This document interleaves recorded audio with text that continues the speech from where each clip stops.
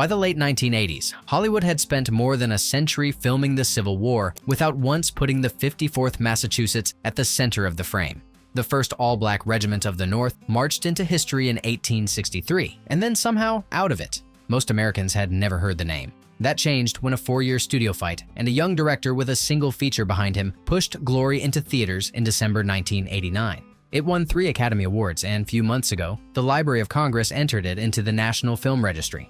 Behind the polished surface sits a stranger story, casting battles, an unscripted prayer, a continuity error no one caught, an unsolved death on set, and the historical liberties most viewers never noticed. Number 1. The statue that started it all. On Boston Common, a bronze relief catches the afternoon light along one edge, a long column of soldiers marching beside a mounted officer. Look closely, and the faces of the black infantrymen are all different from one another. The sculptor, Augustus St. Gaudens, had modeled each man as an individual, with his own bones and bearing and gaze, at a time when the convention would have rendered them as a single anonymous mass. A screenwriter named Kevin Jarre stopped in front of it and felt the gap open under him. He could name the officer on the horse. He could not name one of the men marching beside him, and he had loved the Civil War his whole life, since the toy soldiers he lined up across the floor as a boy. This part of it he had never been taught. That gap became the reason the film exists. The relief had stood on the Common for generations, admired and walked past, before anyone thought to put what it commemorated on screen. Jarre went looking.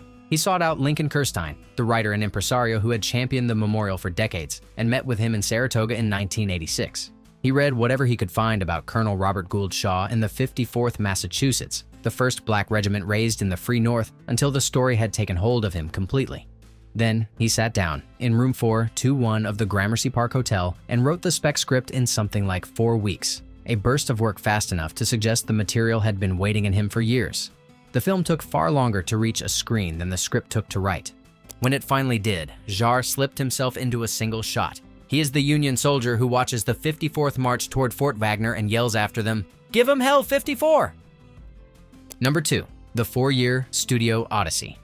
Every studio in town agreed on one thing about Kevin Jarre's script: a Civil War drama whose heroes were black soldiers carried 2 commercial fears at once: the period picture that costs a fortune and the subject matter executives privately judged unmarketable, and together that made it the kind of project that won admiration in a meeting and a pass by Friday. Proving them wrong took the better part of 4 years. The Australian director Bruce Beresford signed on first and brought the veteran producer Freddie Fields in with him, and the two set the project up at Columbia Pictures. Then, the ground shifted under them. The studio's head, David Putnam, was forced out in 1987, and the picture fell apart in the wreckage of his exit. Beresford walked away from it, and for a while it looked like one more admired script that would never be shot. The fate so many of them meet.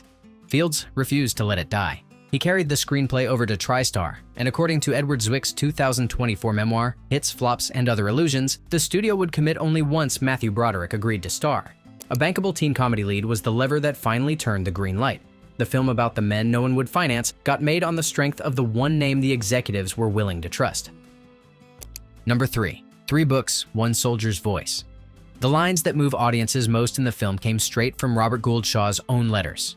He wrote them home in 1863, never imagining they would survive in Harvard's Houghton Library or appear word for word on a film's title cards more than a century later. Jarre built the whole screenplay on 3 texts. Shaw's letters gave the film its first-person spine, the private voice of a young officer learning what he had taken on. Peter Burchard's 1965 history, One Gallant Rush, supplied the regiment's factual record, the names and dates, and the shape of the campaign. And Lincoln Kirstein's 1973 photographic study Lay This Laurel kept pointing back to the St. Gaudens Memorial that had set the whole thing in motion. Kirstein guarded that material fiercely. Years before Jarre arrived, he had turned James Ivory of Merchant Ivory away rather than let Ruth Prower Jabvala rewrite the story into something more genteel. His own title nearly stuck to the picture too, since Lay This Laurel was, for a long stretch, the working name. Assembled and protected this carefully, the 3 sources gave the finished film a claim to the historical record that few war movies can make. Number 4. Ferris Bueller's mom ran the show. Financing the entire film had hinged on one young star, which handed him leverage few first-build actors ever get. It also opened the door to an unusual second presence in the production: his mother. The playwright Patsy Broderick attached herself to the project as a vocal advocate for her son and made her opinions impossible to ignore in the room. Broderick was carrying more than a hit comedy resume into the part of Colonel Shaw. He was under real pressure to be taken seriously after years of teen roles, and he was still recovering from the aftermath of a 1987 car accident in Northern Ireland that had killed 2 people. Shaw was a chance to grow up on screen, to trade Ferris Bueller's grin for the weight of command, and a great deal was riding on whether he could carry it. The tension finally broke at an early preview screening. According to Zwick's memoir, Broderick and his mother walked out and demanded that the actor be given his own cut of the film. Zwick refused flatly because he had written final cut into his contract and had no intention of surrendering it. He later reached for one phrase to capture the whole period, calling it the theater of cruelty that was about to begin. Number 5. The producer paid Denzel himself. Years before the cameras rolled, Edward Zwick had already cast the part in his head. He had watched a young actor take command of the screen in A Soldier's Story in 1984 and again in Cry Freedom in 1987, and he knew he wanted that actor for Trip, the runaway who becomes the film's fiercest conscience. Wanting him and affording him turned out to be 2 very different problems. The budget would not stretch to the casting Zwick had in mind. To make it work, producer Freddie Fields put up part of his own producer's fee, a private bet on a performer the studio was not eager to pay for. Washington needed convincing of his own. His father-in-law, a principal at an all-black high school, held the view that integration had thinned black culture rather than strengthened it, and that argument sat with the actor as he weighed whether to sign on. Then the first dailies came back. Zwick's memoir recalls Fields watching footage of a tent scene, looking up at the screen, and letting out a stunned, profane whisper that amounted to plain disbelief at what he was seeing. The gamble paid off in full. The role carried Washington from a respected working actor to a genuine star, and the slice of his own fee that Fields had risked became one of the smartest investments anyone made on the picture. Number 6. From Juilliard straight to glory. The actor cast as Thomas Searles had almost no experience in front of a camera. He came up entirely through the stage, and Glory was his first professional film. A year earlier, he had finished at Juilliard's drama division, where the faculty singled him out as the program's most outstanding student. And before that, he had taken a theater degree at Stanford in 1984. He arrived with deep training and no screen instinct at all. Zwick noticed the gap on the first day. Andre Braugher struggled at the start with the small mechanics that stage acting never demands, hitting his marks and delivering the same performance take after take after take. The trouble passed quickly. Within days, he had become one of the production's revelations, an actor whose stillness in close-up read as something deep and held back. That first film opened onto a long and admired career. Braugher went on to anchor Homicide, Life on the Street, and decades later, to win a fresh generation of fans on Brooklyn Nine-Nine. He died in December 2023, a long way from the Civil War picture that had handed a Green Juilliard graduate his first day on any film set. Number 7. The Princess Bride star's pay cut. I came in on my days off just to watch them and learn from them, Cary Elwes told The Hollywood Reporter in 2021, and the them he meant was Denzel Washington and Morgan Freeman. The Princess Bride had just turned Elwes into a recognizable leading man, and the obvious next move was a bigger paycheck. He took a pay cut instead, signing on to play Major Cabot Forbes because he believed in what the film was trying to do, and then he treated the set itself as a classroom. He turned up on days he wasn't called simply to study the 2 actors he admired most, on the theory that the fastest way to get better was to stand close to people who already were. The atmosphere was not entirely warm. Zwick has written that Broderick and Elwes never quite clicked, most likely a collision of acting styles, rather than any real bad blood between them. And the officer Elwes played was only partly real.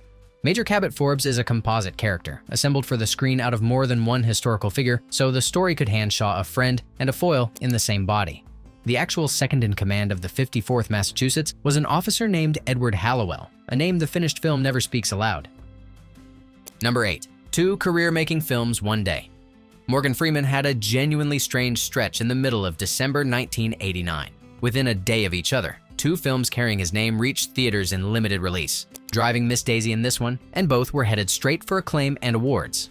That near-simultaneous arrival marked the start of the late career run that has defined him ever since, the stretch in which a long-working character actor turned into one of the most trusted faces in American film.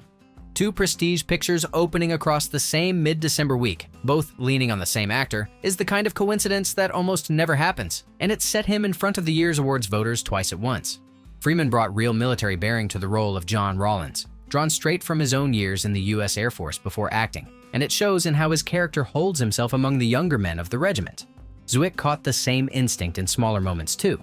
In one scene, he noticed, Freeman pointedly never met Broderick's eyes, playing a man so used to punishment that he had learned not to look a white officer in the face. Freeman always kept the focus where he believed it belonged. As he put it himself, this was a picture about the 54th Regiment, not Colonel Shaw, but at the same time, the two are inseparable. Number 9. From 30-something to Civil War. On paper, nothing in Edward Zwick's resume pointed toward a sweeping historical battle film. His entire feature career to that point consisted of a single picture, the David Mamet-adapted romantic comedy About Last Night from 1986. To most people who knew his name at all, he was the co-creator of a glossy ABC drama about the romantic and professional anxieties of well-off young urban professionals. It was hard to picture a less obvious hire for the job. His credentials were real enough underneath the surface. He held a Harvard degree from 1974 and a graduate degree from the AFI Conservatory, and he had spent his working life inside stories. What gnawed at him was a different worry altogether. He was a young Jewish director taking charge of a story at the very center of the Black experience in America, and he honestly did not know how an all-Black cast would respond to him standing behind the camera. Whatever he feared dissolved on set. Zwick has written that many of the cast came to feel grateful that someone had been brave enough to take the story on at all, and that their gratitude meant more to him than any review the film would later collect. The unlikely choice ended up directing the film of his career. Number 10. Shelby Foote was their secret weapon. A year before millions of Americans would come to know his slow Mississippi drawl, the film's technical advisor was already at work in near-total anonymity. Shelby Foote joined the production having only just completed his enormous 3-volume history, The Civil War, a narrative, and Ken Burns' PBS series that would make him a household name was still a year from airing. Foote pushed hard for period-accurate dialogue and behavior, working line by line to strip out anything that rang false to 1863. His instinct for how 19th century soldiers really spoke and moved shaped the screenplay at a level most viewers would never consciously notice, and it gave the whole period its texture. Zwick met him more than partway. He attended a 125th anniversary reenactment in 1988 with the studio's blessing, and he buried himself in Shaw's letters before a single foot of film was exposed, until the cadence of the period had soaked into him. The hunt for authenticity did not stop at the advisor's notes or the director's reading list. It ran all the way down into the ranks to the men who would fill out the regiments on screen. Number 11. The Army that worked for free. Roughly 10,000 men gathered in a Pennsylvania field for one of the largest Civil War reenactments anyone had staged in a generation. It was the 125th anniversary at Gettysburg in June 1988, and the film's opening Antietam sequence drew directly on footage shot among that enormous crowd. Most of those men cost the production almost nothing. They were reenactors who turned out in great numbers, supplied their own painstakingly period-correct uniforms and equipment, and asked for no pay at all. The casting call went out wide. A Maryland reenactor named Stanley Slater answered a newspaper advertisement that asked specifically for blacks who take pride in their heritage, and men like him gave the regiments on screen a density that hired extras could never have faked. They committed to it without reservation, living the part for the length of the shoot and sleeping in canvas tents on the ground rather than retreating to the hotels nearby. A few of them carried the discipline well past any reasonable expectation. There are accounts of reenactors who refused to break character even at mealtimes, holding the bearing, the speech, and the manners of 1863 soldiers while the catering trucks idled a few yards away. Number 12. The brutal Irish drill sergeant. The Georgia heat was punishing, and the heavy wool uniforms only made it worse. For 2 solid weeks before principal photography began, the lead actors sweated their way through a real Civil War boot camp, learning to stand, to march, and to handle a period rifle the way a soldier of 1863 actually would have. The man running them through it was a hard Irish-American instructor who showed his famous pupils very little mercy. Broderick, Washington, Freeman, Braugher, and Elwes drilled side by side on rifle handling, on tight marching formations, on bayonet work, and on the unglamorous discipline of carrying themselves through long days under all that wool. None of them got special treatment for being who they were. It shows on screen in a way that can't be coached in an afternoon. When the 54th drills and marches in the finished film, the actors move like men who have actually done the work, with a precision and a fatigue in the body that reads as true. John Finn poured that same hard energy into Sergeant Major Mulcahy, and the camp the cast had just survived gave Mulcahy's merciless training scenes their lived-in early bite. Number 13. Fort Wagner was filmed backwards. Watch the climactic charge closely, and the ocean sits on the wrong side of the screen. In the real assault, the soldiers of the 54th attacked northward along the beach with the Atlantic on their right. In the film, they surged the other way entirely southward, with the water on their left the whole time. It is the kind of detail almost no one catches, and almost impossible to unsee once you have. The explanation is plain geography. The production shot the attack on Fort Wagner at Jekyll Island, Georgia, where the lay of the coastline simply ran the opposite direction, and rather than fight it, Zwick flipped the charge to match the beach he actually had. The film borrowed the rest of the South the same opportunistic way. Olustee Battlefield in Florida stood in for Grimball's Landing, and the elegant party scenes were filmed at the Jim Williams house in Savannah, the very mansion that would later become famous as the setting of Midnight in the Garden of Good and Evil. The stretch of Jekyll Island where the regiment made its doomed reversed run carries a different name today. The locals call it Glory Beach, a small monument of its own to a charge the film deliberately ran the wrong way. Number 14. Shaw's real candlesticks on screen. The sheer numbers behind the film's look are staggering on their own. The New York Times reported that the production manufactured 200 replica Enfield rifles, sewed hundreds of Union and Confederate uniforms, fielded 150 cavalry mounts, and assembled 50 pieces of working artillery. Almost every piece of it was built or sourced to be correct to the period, down to details an audience would never consciously register. And then there is the one detail I keep coming back to. For a single shot, Zwick set down on the set a pair of silver candlesticks that had actually belonged to the real Colonel Shaw, the genuine objects that once stood on a young man's table before he marched south and was killed at 25. You could watch the film a dozen times over and never once catch them, and somehow knowing they are there changes the whole frame for me. It is the kind of choice that feels almost private, a small and serious offering tucked into the corner of a battle picture where almost no one will ever find it. The same hunger for the real thing produced one quiet irony. Those 200 Enfields were Euro Arms reproductions, and the specific model the armorers used was technically a post-war Snyder conversion, complete with serial numbers the 1863 originals never carried. Zwick has described the candlestick gesture as a Kubrickian touch. Authenticity, it turns out, could only be chased so far, and a sharp-eyed collector watching today can still pick out the rifles that give the game away. Number 15. The whip was wet and the tear real. A few short blocks from the Savannah docks where enslaved people had once been bought and sold, the cameras rolled on the hardest scene in the entire film. Trip, the runaway Denzel Washington plays, is bound to a post and flogged in front of the assembled regiment as punishment for trying to leave. It is the moment audiences remember above all the others, and much of what gives it that terrible power was never written into the script, arriving instead in the room, in choices the actor and director made with the cameras already turning. Zwick wanted it raw and unbroken. He told John Finn, the actor swinging the lash, to keep going and not stop no matter what, and he loaded the camera with extra film so that nothing would force a cut in the middle of a take.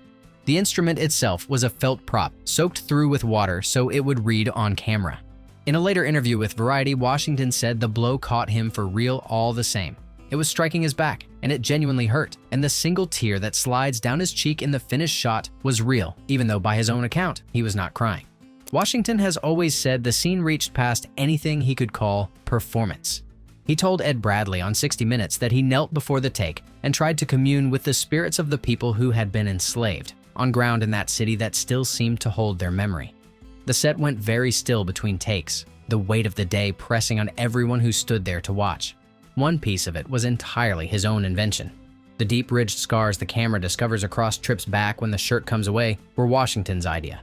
Added so the body itself would carry a record of every beating the character had survived long before this one. No line of dialogue ever explains them, and they do more work than most of the film's words. Number 16. The campfire scene was unwritten. On the night before the regiment films its final fatal battle, the men of the 54th draw in close around the firelight and begin to speak, one after another, in something that hangs between prayer and testimony. The cameras were running through all of it, and yet there were almost no written lines for the actors to say. Zwick had deliberately handed the moment over to his cast and asked them to find their own way into it, with only the loosest sense of where it ought to end up. What they reached for came straight out of a real and very old tradition. The call and response testimony in the scene echoes the African American shout, a form of communal worship that Black Americans carried up out of slavery and into the church, in which one voice rises and the others answer and build until the whole gathering seems to move as a single body. The history runs even closer than that. There is a documented account of United States colored troops doing very nearly this same thing on the night before the Battle of the Crater in 1864. Soldiers testifying together in the dark ahead of an assault, many of them already sensed they would not survive. Zwick wrote in his memoir that the ensemble seemed to be hearing music he could not begin to imagine, and that in session after session, a moment would surface that no one had thought to write down. It is the scene most people name when they try to locate the heart of the film. What is far harder to say is exactly what the actors were drawing on across those takes. They were unmistakably performing, and they were also, by more than one account from the set, somewhere else entirely, carrying grief and faith that had belonged to men more than a century dead. Whether the right word for that is acting or something nearer to worship is a question the footage refuses to settle for you. Number 17. A blooper that made the final cut. There is a number in the quartermaster scene that refuses to stay put. Storming in to demand supplies for his regiment, Colonel Shaw furiously insists on shoes for 600 soldiers, and then, barely a minute of screen time later, the figure has climbed to 700. Watch Broderick's face closely at the seam and you can catch the small hitch, the half second in which he clearly waits for a cut that simply never comes. Zwick chose to let the whole take stand. It was the best version of the scene the production had, and resetting for another pass would have meant rebuilding the elaborate destruction of the quartermaster's office from scratch, so the slip rode straight into the finished film and has lived there ever since. Broderick once offered a second confession about those weeks that is a good deal easier to relate to. He has admitted that the battle sequences barely required any acting from him, for the simple reason that the explosions going off all around him on set were so deafeningly loud that he was, usefully, afraid. The fear on his face in those shots is the real article, and no amount of direction could have improved on it. Number 18. Shot like Matthew Brady photos. I'm a great believer in the futility of war, the cinematographer Freddie Francis told American Cinematographer, adding that he felt the film had captured that idea quite well in several of its passages. Francis came onto the project an Oscar winner already, honored back in 1960 for Sons and Lovers, and he and Zwick set out to make the look match that grim, unsentimental conviction. The two men studied the surviving battlefield photographs of Matthew Brady and threw out the warm sepia tones that period films reach for almost by default. They went instead for something stark and plainly lit, far closer to the cold gray truth of how the war had actually looked through a wet plate lens. Francis trusted available daylight over the comfortable glow of movie lamps, even when it left the image harder and less flattering than a studio might have liked. The whole approach paid off, fittingly, by accident. When a real storm rolled in just as the regiment arrived at Reedville, Zwick asked Francis to shoot the entire sequence with no artificial light at all. The result became one of the film's signature images: driving rain, a flat gray sky, and a column of marching men, lit by nothing in the world but the weather closing in around them. Number 19. The Harlem Boys choir score. In a recording studio out in California, a take ended and half the crew in the room was wiping its eyes. The young singers James Horner had flown all the way in from New York, had just laid down their parts for the film, and the sound they made undid people who had walked in believing they were only there to do a job. Horner had made a deliberate and pointed choice. Composers of the era reached almost by reflex for the cool, vaulted cathedral sound of English choir boys, and Horner went instead to the Boys Choir of Harlem, the ensemble founded by Dr. Walter J. Turnbull.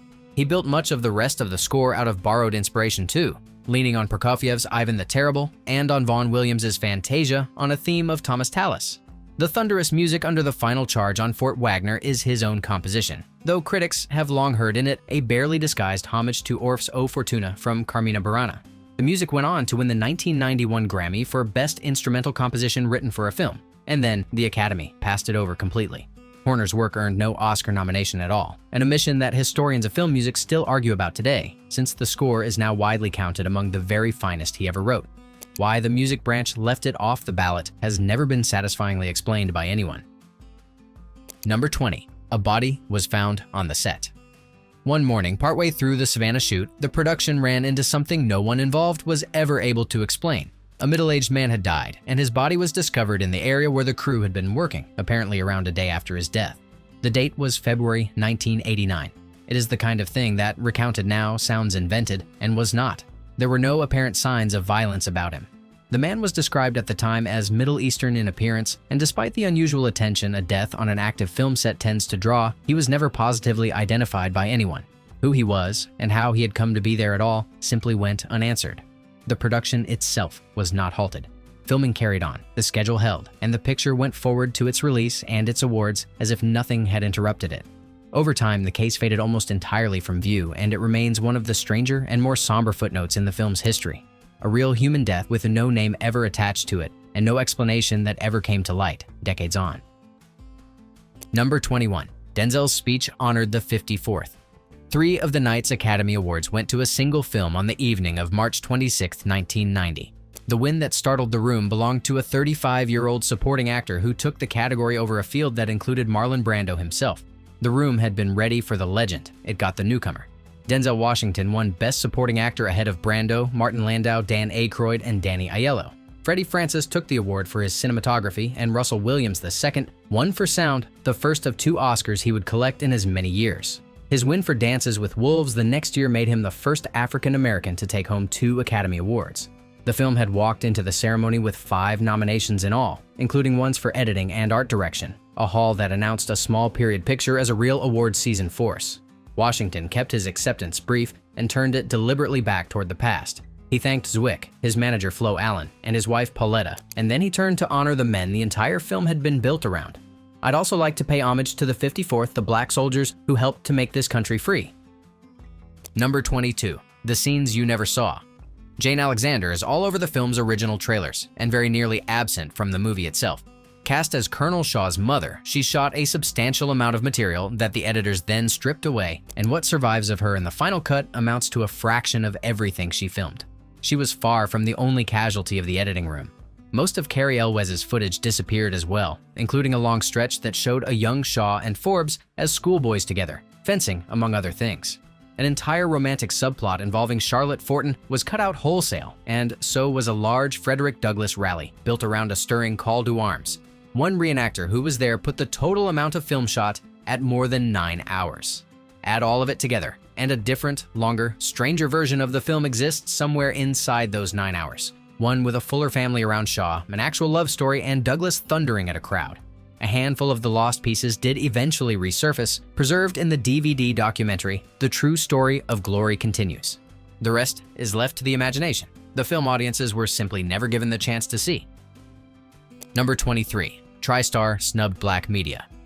The studio built nearly its entire marketing campaign around the white officer at the head of the regiment. According to Zwick's memoir, TriStar declined to advertise the film in outlets aimed at black audiences, and the posters and trailers leaned heavily on Matthew Broderick's Colonel Shaw as the public face of the picture. That decision fed a criticism that has trailed the film for decades. Some viewers and writers have argued that it tells a fundamentally black story through a white man's eyes, foregrounding Shaw at the expense of the soldiers whose courage the movie is supposedly about. Roger Ebert raised a version of the complaint in his own review, asking why the top billing in a film about the 54th went to a white actor at all. Zwick has pushed back on the charge hard. He has dismissed the so-called white savior reading as what he called a left-wing canard, and he points to the considerable screen time and inner life the film grants to Tripp, Rollins, and the others. Both readings have their committed defenders. Whether the marketing betrayed the movie or simply reflected the blunt commercial instincts of 1989 is an argument that has never fully settled, and it still plainly frustrates the people who made it. Number 24. The Flag Bearer's Medal of Honor. Wounded and bleeding on the sand wall of Fort Wagner, a single soldier of the 54th refused to let go of what he carried.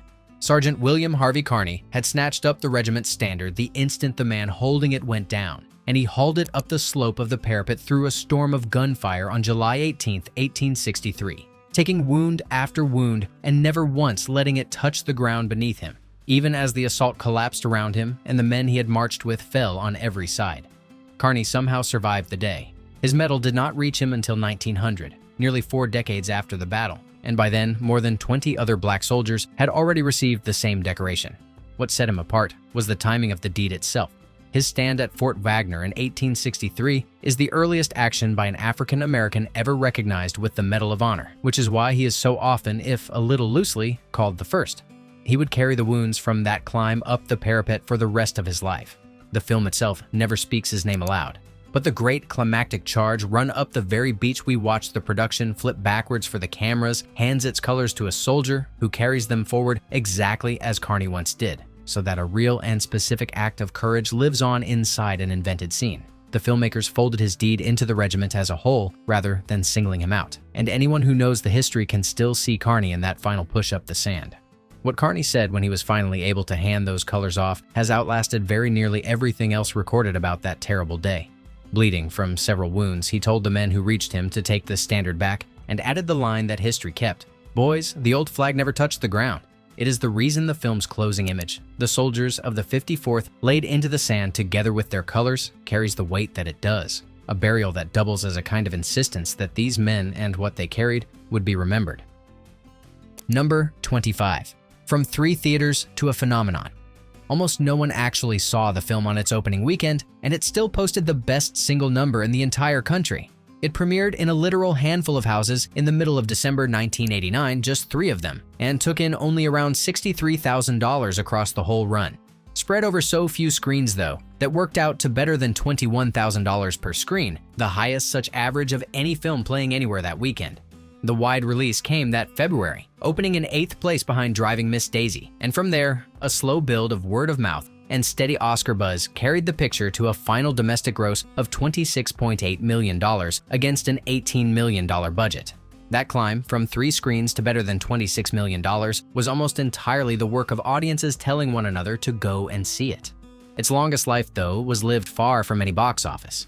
Eastman Kodak put up something like $2 million to send home video teaching kits out to schools across the country, which is how an entire generation of students first came to meet the men of the 54th at all. Number 26. Frederick Douglass's 2 Soldiers. Long before the film ever existed, the men of the 54th already had their monument. The bronze relief on Boston Common, the same one that had sent Kevin Jarre off searching for a story he had never been taught, was unveiled on May 31st, 1897, 14 long years in the making. The first major civic monument anywhere in America raised to honor black soldiers. The movie, when it finally came, would send millions of people back to stand in front of it, many of them for the first time, suddenly able to name what they were looking at. One figure standing at the very edge of the film carried a stake in all of it that the movie never pauses to spell out. Frederick Douglass appears briefly in glory, played without any screen credit by the actor Raymond St. Jacques, and the real Frederick Douglass had personally sent 2 of his own sons into the 54th Massachusetts. Lewis Henry Douglass rose to the rank of Sergeant Major, the highest rank a black soldier was permitted to hold at the time, and he was wounded in the assault on Fort Wagner. His brother, Charles Ramon Douglass, would later transfer into the 5th Massachusetts Cavalry and serve out the war. Douglass had argued, publicly and tirelessly, that black men should be allowed to fight for their own freedom, and he had put his own family's blood behind the argument. 2 days after the assault on the fort, Lewis sat down and wrote home to the young woman he meant to marry. The regiment he had loved and believed in had been cut apart on the sand, and the words he found for it were as bare as grief gets. The splendid 54th is cut to pieces. That, in the end, is what the whole film has been reaching toward, underneath the battles and the boot camp and the awards. It is a story about which people a country chooses to remember, and which it lets itself forget more than a century after the men who helped to free it laid down their lives in order to do so. For 100 years, the nation had mostly looked away from them. The film's achievement was to make it want to look again. Glory opened in 3 theaters and grew slowly into something most blockbusters never become. The film that taught a generation what their textbooks had skipped. It made Denzel Washington a star, and it made the 54th Massachusetts impossible to forget. The criticisms are fair to keep in view. The story does lean on Shaw's perspective, and it takes real liberties with the history. Its lasting achievement was to force a conversation the country had spent a century avoiding into classrooms and living rooms that had never heard these names. On January 28, 2026, held back from its usual December slot by the federal shutdown the autumn before, the Library of Congress entered the film into the National Film Registry, making official what audiences had long since decided. The monument on Boston Common, the soldiers' real names, the letters waiting at Harvard, all of it stood there long before the cameras arrived. The film's gift was to make millions of people finally want to know them. If you take one thing from these 26 secrets, let it be a reason to watch the film again tonight and see it new. Tell me in the comments which moment stays with you, the whipping, the prayer around the fire, or the last charge up Fort Wagner, and whether you first saw it in a theater back in 1989 or found it later in a history class. And if you want more deep dives into the great films of the 80s and 90s told the way they deserve, subscribe and stick around. There is a lot more to dig up.